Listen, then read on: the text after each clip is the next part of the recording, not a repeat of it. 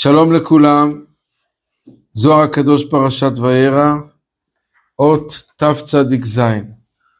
אומר לרב לוזו, איזה שבח הוא לאברהם.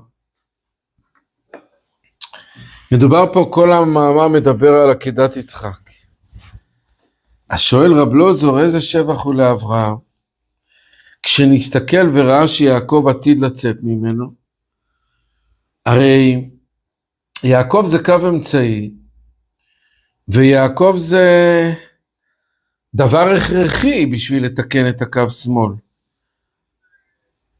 הרי בעוד שהיה הולך לעקוד את יצחק, אין זה לא שבח כל כך, שזה מביאו בהכרח לערער חס ושלום, אחר דבריו של הקדוש ברוך הוא. כי אם יעלהו את יצחק לעולה, איך יצא ממנו יעקב? אתה אומר שיעקב הוא הכרחי לגמרי בתיקון קו שמאל, והבורא אומר לי להעלות אותו לעולה. אז איך יהיה יעקב? תצ"ח. אמר לו, מי אמר למי? רבי אלעזר שאל, ומי ענה לו?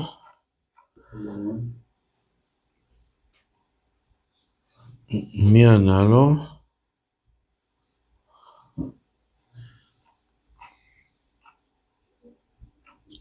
הם היו שלושה, לא?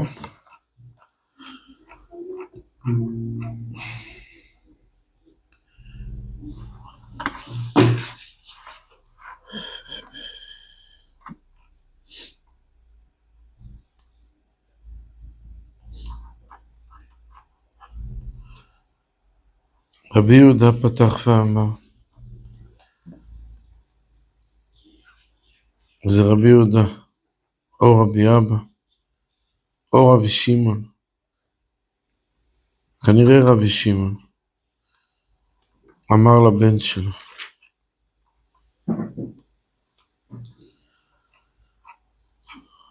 אמר לו, ודאי הוא שראה את יעקב. מי ראה את יעקב? אברהם. אף על פי שיעקב לא נולד בכלל, עדיין לא נולד. אבל כאן לא מדברים גשמיות, כאן מדברים רוחניות. אז ודאי שאברהם שהוא קו ימין, הוא נכלל מכל ג' הקווים, הוא נכלל גם מיצחק, והוא נכלל מיעקב.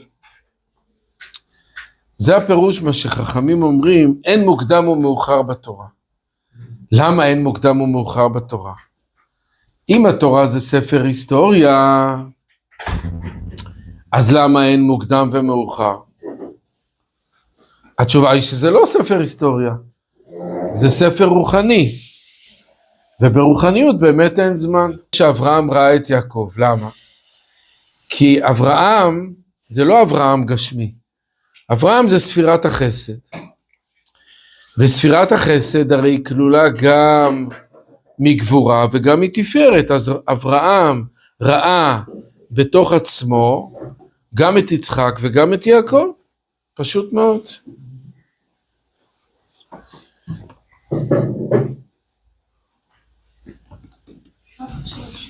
אפשר לשאול, כן. מה ההבדל בין הברית מילה שאברהם עושה, בין ברית מילה שאברהם עושה לעקדת יצחק? מה ההבדל? אולי אתה יכול לעבור לפה?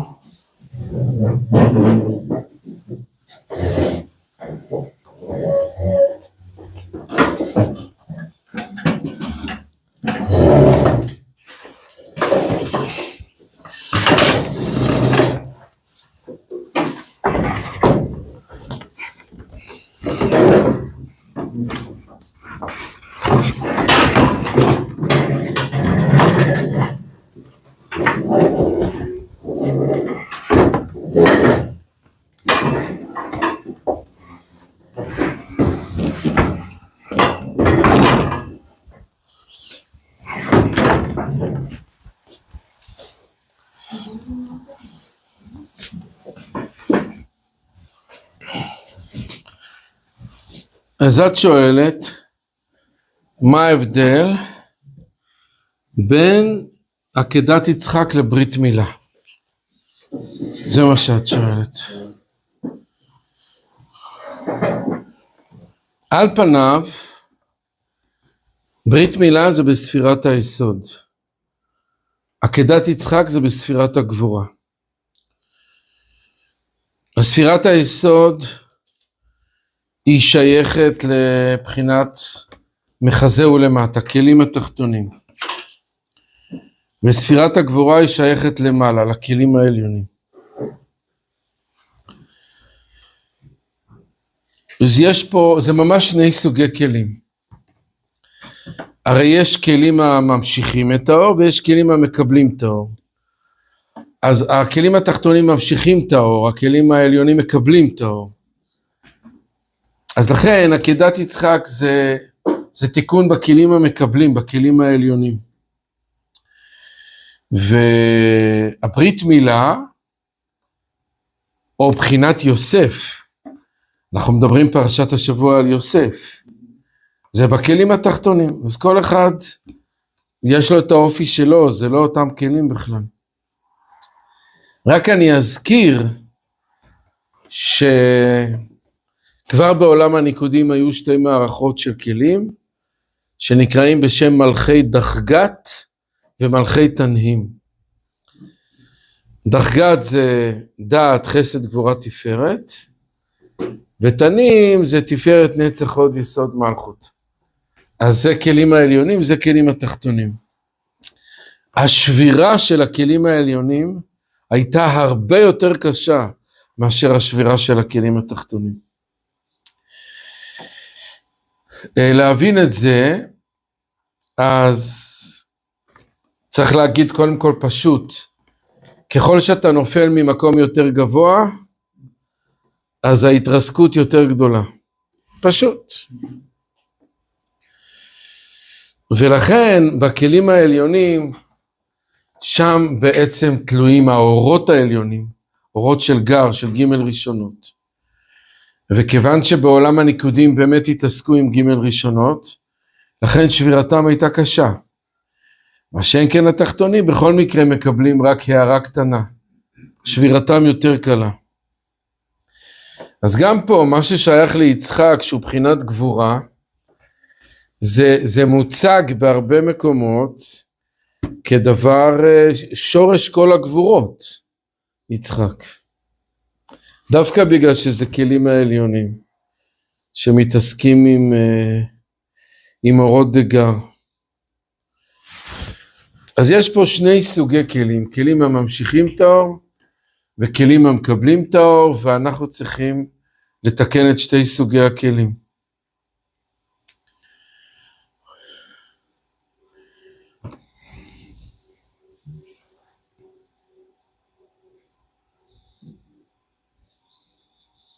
עוד תף צדיק ח', יש שם ספרים?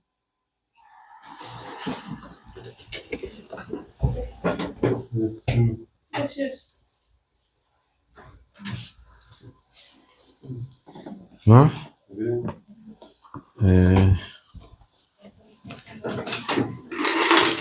יש אצלי בבית, בסלון. יש שם שתיים. לא? בסדר, אז תביא שתיים. הן אומרות שהן לא צריכות, אז לכן תביא שתיים. תביא שתיים, נו? יש שם שתיים? כן, יש שם סט של כזה, ויש שם סט של 10. כן. אמר לו, ודאי הוא שראה את יעקב. מי אברהם? שהרי עוד מקודם העקדה היה אברהם יודע חוכמה. דהיינו שהיה לו מוחין העליונים היוצאים על ג' קווים, אשר קו אמצעי הוא יעקב. אז לא מדברים פה על יעקב הגשמי, מדברים פה על יעקב הרוחני. אז ודאי שהיה לאברהם יעקב. אנחנו רואים את זה למשל בתקיעות השופר, שכל סט בנוי משלושה. כל סט בנוי משלושה.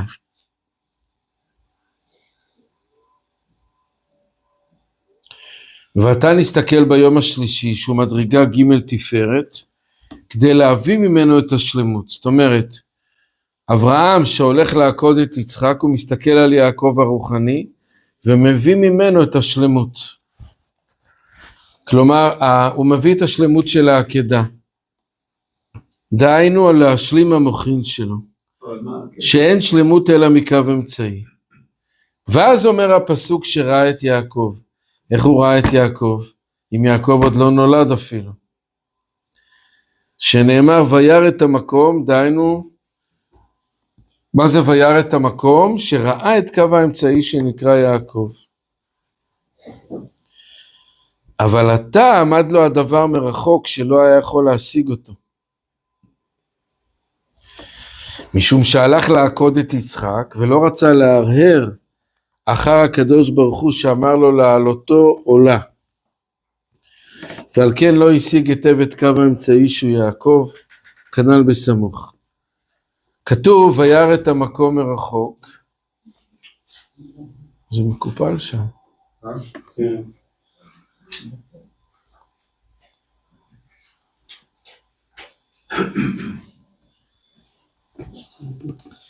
כתוב ביום השלישי וישא אברהם את עיניו וירא את המקום מרחוק. אז הוא מפרש שהמקום זה קו אמצעי, אבל הוא רואה אותו רק מרחוק.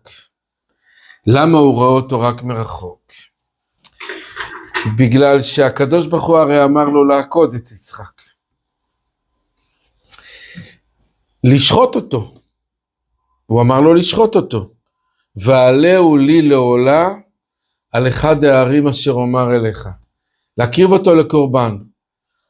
ולא סתם קורבן, אלא קורבן עולה. הרי יש הרבה סוגים בקורבנות. וקורבן עולה זה אומר שלא נשאר שום דבר. בגשמיות קורבן עולה זה בהמה שמקריבים אותה ושורפים אותה לחלוטין. לא נשאר ממנה כלום. אז אם ככה אברהם רוצה להמשיך פה את יעקב שהוא קו אמצעי, אבל אם קו שמאל עומד להישרף לגמרי, איפה יהיה פה מקום לקו אמצעי? למה קו אמצעי נקרא מקום? זה דומה למקום הגשמי. יש לך, שואלים אותך כמה מקום יש לך? כמה מטר באורך, כמה מטר ברוחב? למשל מחסן. אז לפי כמה מקום שיש, ככה אני יודע שאני יכול להכניס ספרים או מה שלא יהיה. אז הקו האמצעי נקרא מקום, כי בעצם אם אין קו אמצעי, אז אין מקום בתודעה של האדם, גם לימין וגם לשמאל. אין אפשרות. הקו האמצעי הוא עושה אפשרות שהקו ימין וקו שמאל יהיו ביחד. לכן הוא נקרא מקום. הוא כאילו עושה מקום בשביל שניהם. אנחנו אומרים אבינו שבשמיים. אבל הקדוש ברוך הוא לא בשמיים. בכל מקום. אז מה אתה אומר אבינו שבשמיים? התשובה היא ששמיים זה אש ומים. אש ומים יכולים להיות ביחד? בשום אופן לא. אז תדע לך שאבינו נמצא שמה, בתוך האש והמים. בתוך הימין והשמאל, בהתקללות שלהם שם הוא נמצא.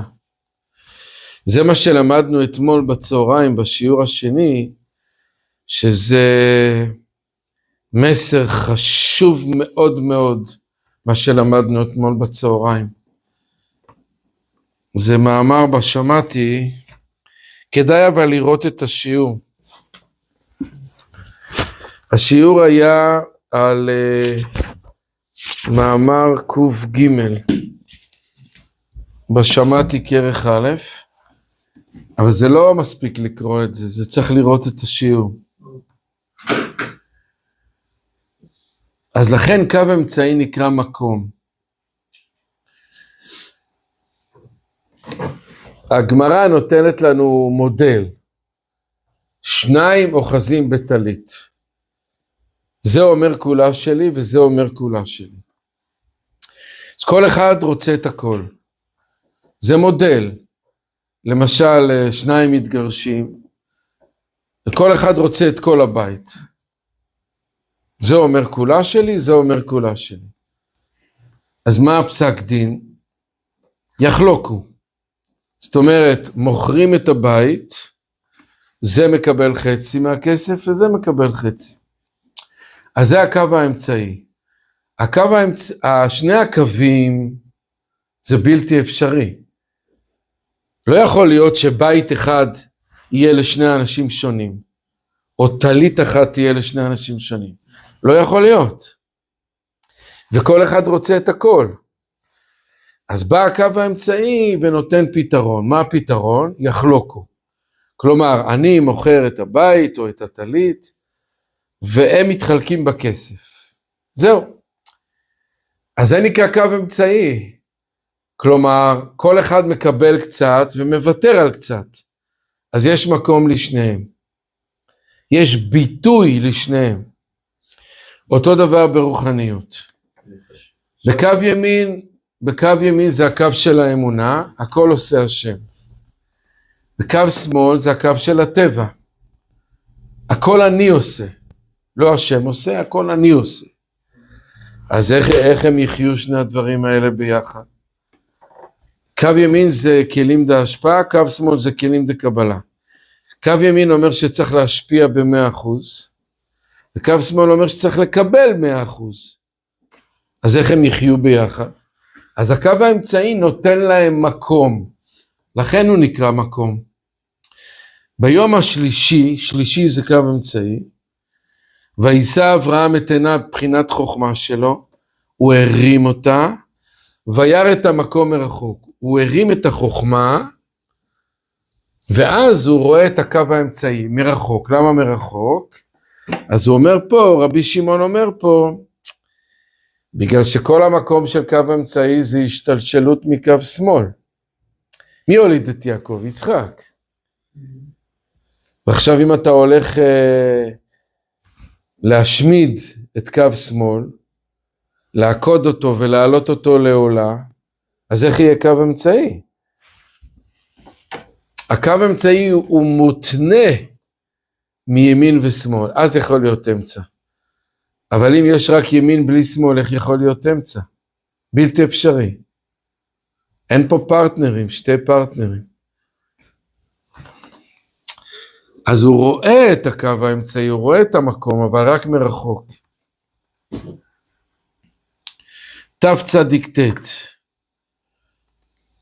התורה לא מתייחסת בכלל לתגובה של אברהם, שהיא כאילו נראית הרבה מעל המציאות, שהקדוש ברוך הוא מבקש לו לעקוד את בנו, והוא מקבל את זה כאילו... בשוויון נפש. כאילו. כן, אין שום, היא לא מתעסקת במה הוא מרגיש, מה הוא חושב, למה הוא לא שואל את הקדוש ברוך הוא כלום, כאילו איך זה יכול להיות, לקבל דבר כזה בצורה כזו. אני מניח שזה תשובה, אבל התורה לא... לא, אני לא חושב שהוא מקבל את זה בצורה כזו. אני בטוח שלא, אבל התורה לא מזכירה את זה בכלל. את הדבר הזה. נכון. זה לא אנושי כאילו. אפשר לומר שזה הקושי שכל עובד השם? כן, בוודאי. זה שאדם צריך לקחת את הבן שלו, כלומר את ההבנה שלו, ולשרוף אותה. זה אנחנו יכולים לעשות את זה הרבה פעמים ביום. זאת אומרת, 1001 דברים, כאילו. 1001 דברים. למה להתייחס אליו טוב? הרי הוא פושע. אז אני מבין שהוא פושע, אני שורף את ההבנה שלי, ואני כן מתייחס אליו טוב. זה נכון מאוד. כן, אז אתה שורף אתה מעלה את הבן שלך לעולה. זה נכון מאוד, אבל לא מוזכר המהלך הזה המהלך הרגשי, הניסיון לא מוזכר. השיעור לעילוי נשמת מור אבי, יוסף בן שרה, שהיום יום פטירתו. כן. התקשרתי מקודם באיזה הצעת שידוך לבחורה, אשתי הייתה על ידי, ביקשה לקדם את זה, אז התקשרתי על המקום, ממרומי הר הרוח, ואז הבחורה נותנת צעקה בצד השני של הטלפון, הרב, איך ידעת? זה יום הולדת שלי היום. וואו. אז אמרתי לה, מה זאת אומרת איך ידעתי? אני הרי מלא רוח הקודש.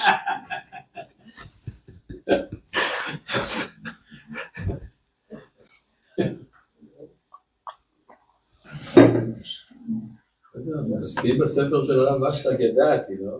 כן, ידעתי, גם ידעתי. טוב, יש לנו פה מלא צדיקים וצדיקות, יותר מ-40 צדיקים וצדיקות ששומעים את השיעור.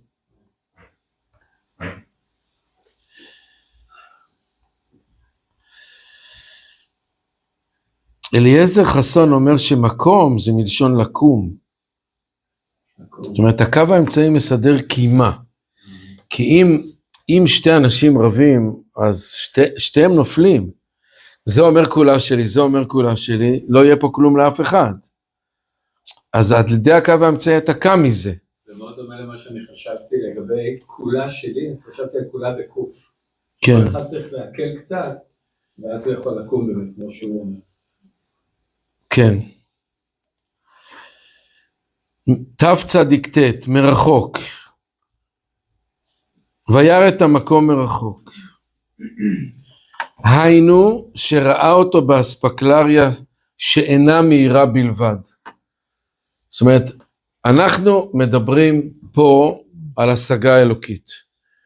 השגה אלוקית זה נבואה בעצם. מה זה השגה אלוקית? זה סוג של נבואה. עכשיו צריך לזכור שכשמדברים על נבואה, כדאי מאוד לראות את דברי הרמב"ם על הנביאים. הרמב"ם אומר שהנביא מתנבא, אז הוא נהפך להיות סוג של מדיום, מה שאנחנו מכירים היום בתור מדיום. אז הוא אומר שהוא מתפרק פשוט, שהמציאות של האור אין סוף שמתגלה בתוכו, זה מפוצץ לו את התודעה, זה גדול עליו, ככה הרמב"ם אומר. הרמב"ם מתאר את הנבואה, שהנביא פשוט מתפוצץ, הוא גשמית ונפשית, שהוא נהפך להיות מדיום וחווה את הבורא. זה דבר לא פשוט הדבר הזה. כדאי להסתכל על הרמב"ם, איך שהוא מתאר את הנבואה. עכשיו, כאן מדובר על דברים דומים, זאת אומרת, מדובר על השגה אלוקית, זה לא איזה משהו, איזה מחשבה שעוברת לי, למרות שכל מחשבה היא באה מאת השם, אבל כשאומרים את המילה הזאת, השגה אלוקית, זה חוויה. רבי שמעון בר יוחאי, רבי יצחק, רבי יוסי, רבי אבא, רבי אלעזר, מדובר על אנשים שחווים את הדברים האלה. וזו חוויות עוצמתיות מאוד. על זה מדובר. אז הוא אומר, מה זה וירא את המקום מרחוק? שראה אותו באספקלריה שאינה מהירה. אספקלריה זה מנורה. אז יש מנורה שהיא מכוסה בעששית כזאת, במין כיסוי מאוד עבה, אז האור שלה החוצה הוא דליל. ויש מנורה שמאירה באור גדול. משה רבנו נקרא אספקלריה המאירה. זאת אומרת שהנבואה התגלתה בו בלי כיסויים. ושאר הנביאים נקראים אספקלריה שאינה מאירה. זאת אומרת זה מנורה, אבל שהאור שלה לא מגולה לגמרי, לא כמו מנורה שיש לה כיסויים. אז היא נותנת אור בחדר, היא נותנת אור, אבל זה לא הדבר האורגינלי. דהיינו שראה את המסך דחיריק של קו האמצעי, בלי קומת החסדים שיוצאת על המסך הזה. ומשום זה ראה אותו, ולא נגלה לו בשלמות. זאת אומרת, קו האמצעי יש לו שני תפקודים. תפקוד אחד זה סור מרע, והתפקוד השני זה עשה טוב. כמו ברית מילה. ברית מילה זה חיתוך העורלה, זה סור מרע וזריקתה לאפר. ואחרי המילה יש פריאה, לפרוע את האור שיש על היסוד, לפתוח אותו. זה לא מספיק לחתוך. זה כמו למשל דוגמה, יש לך נגיד שקית עם לחמניה בפנים, והשקית היא סגורה למעלה, אז אתה צריך לחתוך את החלק העליון של השקית, ולזרוק אותו, ולפתוח את השקית, בכדי שהלחמניה תהיה מגולה, ואתה יכול לאכול ממנה. אחרת הלחמניה היא עדיין בתוך שקית. אז זה שני תפקידים של הקו האמצעי. לחתוך את הכלים דקבלה הגדולים, כי כל זמן שהכלים דקבלה הגדולים שולטים, אז אי אפשר לעשות פשרה. זאת אומרת, אם הוא רוצה את הכל, אי אפשר לעשות פשרה. אז אתה חייב לחתוך אותו. אחרי שאתה חותך אותו, אז יש פה עניין של להרבות בחסדים, והחסדים ממתיקים את כלי הקבלה שנשארו. אז עוד פעם, אחד, לחתוך את כלי הקבלה הבעייתיים. ושתיים, להמתיק את כלי הקבלה שנשארו. לעטוף אותם עם חסדים. זאת אומרת, נתאר לעצמנו מלחמה עם החמאס, אז הדבר הראשון שצריך לעשות, זה לחתוך את הראש שלו. לחתוך את איסמעיל הנייה, את סינואר, את כל הצדיקים, לחתוך אותם, זה דבר ראשון. איך קוראים לשלישי? היו כמה שחתכו. נסראללה, כל מיני, קודם כל לחתוך את הראש, ולזרוק אותו. עכשיו, אלה שנשארים, זה כבר פחות נוקשה. אז איתם אפשר כבר לדבר משהו, לנסות להגיע לאיזה הבנות. אתה שולח להם קצת הספקה, סלי מזון, לאלה שנשארו. אז אפשר לדבר איתם כבר.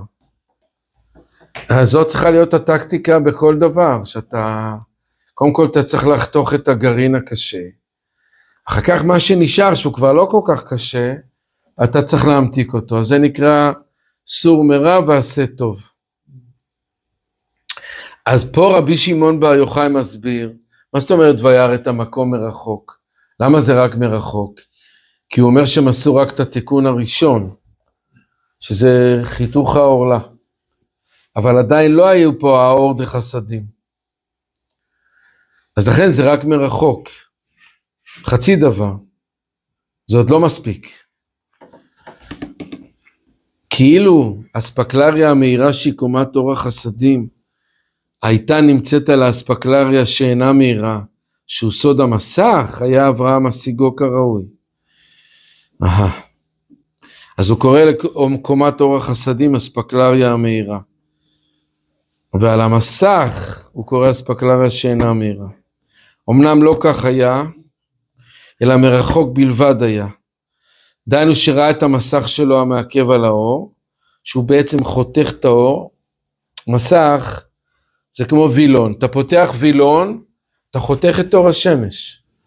נכנס לתוך החדר כבר לא אור השמש העוצמתי, אלא הערה קטנה, בצורה מועילה. אבל הוא לא ראה את הזיווג דאקה שעליו המוציא קומת אור החסדים. אז לכן הוא ראה את הקו האמצעי מרחוק, כי הייתה פה רק פעולה אחת, אבל חסרה הפעולה השנייה.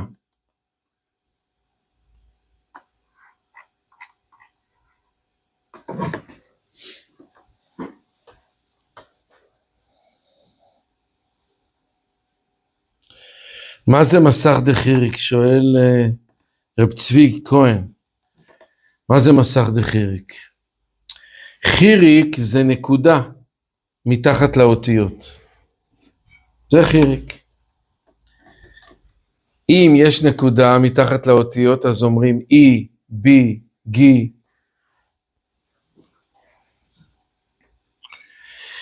מה זה מרמז? שהקו האמצעי בעולמות צריך לבוא מלמטה, מהנשמות. לכן זה נקרא חיריק. זה צריך לבוא מלמטה. החיריק גורם לדבר לחרוק. מה זה חריקה? זאת אומרת, באים שניים, כל אחד אומר בביטחון גמור, הכל שלי. אז אני שואל באמת, הכל שלך? אז אני גורם לדעה שלו לחרוק. מה זה לחרוק? לזוז. אני מזיז אותו קצת. כן, אתה אומר שכלים בהשפעה זה הכל. הכל צריך להיות כלים בהשפעה. באמת? אבל הקדוש ברוך הוא רוצה להיטיב לנבריו, צריך גם לקבל.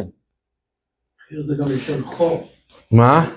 לישון חור, שלא צריך לפתוח חור. צריך לפתוח משהו. בתוך הביטחון של כולה שלי. כן. וגם קו שמאל אומר שכלים דקבלה, זה הכל. אז אני שואל אותו באמת? אבל מה הוא רחום אף אתה רחום? רק לקבל, הרי צריך גם להתארגן על נתינה והשפעה. אז אני עושה כאילו חור בדעה של כל אחד. אני עושה חריקה פה. מה זה נקרא מטען חורק? חורג, חורק.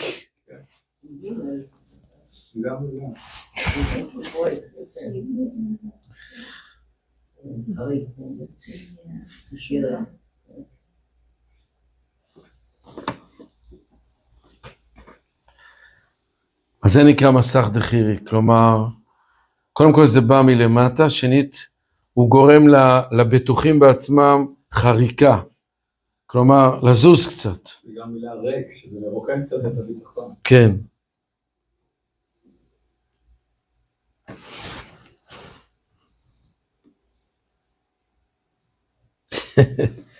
גאולה אומרת שחיריק זה מלשון חרק. כן, זה קטן. נקודה, זה דבר קטן.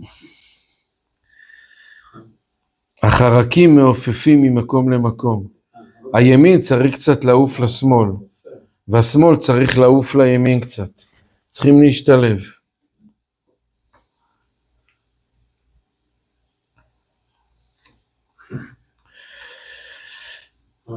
המדרגה הכי גבוהה זה שזה יגיד כולה שלך וזה יגיד כולה שלך. זה מילה דחסידותא. זה נקרא חסידות. אבל ככה כל אחד אומר הכל שייך לי. כל העולם כולו לא נברא אלא בשבילי.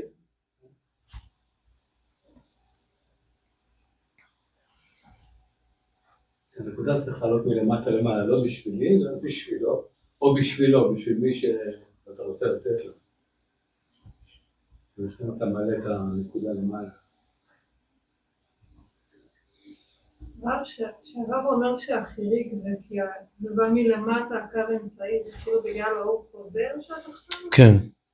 תמיד הקו האמצעי הוא מלמטה. תמיד. שני קווים הם למעלה, והקו האמצעי מלמטה. זאת אומרת, התחתון, הוא רוצה לקבל מלמעלה, אבל איך הוא יכול לקבל? כאילו, איך הילד יכול לקבל מההורים, אם ההורים רבים ביניהם, וכל אחד אומר כולה שלי. האבא אומר אני מבין הכי טוב, האמא אומרת רק אני מבינה, אתה לא מבין כלום. אז איך הילד יכול לקבל משהו? אם הם לא מסתנכרנים ביניהם, אז איך הילד יכול לקבל משהו? אז הילד צריך לבוא להורים ולהגיד רבותיי, או שאתם משתווים ביניכם, או שאני אחפש הורים אחרים. זה מה שקורה בכנסת. כן. במקום להתפתח הוא נאטם. כן. אז זאת אומרת, המציאות של ילדים מחייבת את ההורים לבוא אחד לקראת השני. אחרת איך אתה יכול לגדל משהו פה?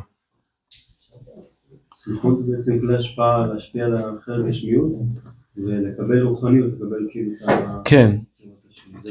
טוב רבותיי, אנחנו סוגרים את העניין כרגע. מי שרוצה להיפגש, אז היום בשעה 5 בקיבוץ בית השיטה, תושבי אזור הגלבוע בית שאן, בית השיטה בשעה 5, אולם שנקרא למרחב, בשעה 8, שיעור בחדרה, רחוב הכנסת 15. יש שם בית כנסת שנקרא יעקב בחדרה. אשמח לראות אתכם. להתראות. מה זה? לא יודע.